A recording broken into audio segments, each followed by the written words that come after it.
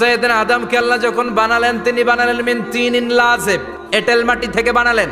এঁটেল মাটি জমিন থেকে নিয়ে আল্লাহ রেখে দিলেন 40 বছর। আর আকাশকে বললেন, ও আকাশ, এই মাটির উপরে 40 বছর তুমি বৃষ্টি দাও। 40 বছর এঁটেল মাটির উপরে বৃষ্টি জমতে জমতে এটা হয়ে গেল হামাইম মাসনুন, কাদামাটি। কাদামাটি থেকে গেল 40 বছর।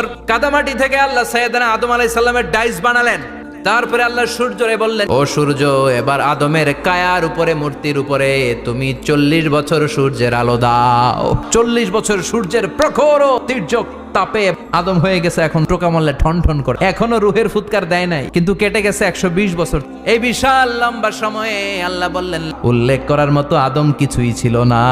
আমরা আমাদের মায়ের পেটের ভেতরে 40 দিন ছিলাম নুতফা, এক ফোঁটা বীর্য। তারপরে 40 দিন ছিলাম আলাকা, রক্তপিণ্ড। তারপরে 40 দিন ছিলাম মুদগা, গোশতপিণ্ড। 3 40 120 দিন।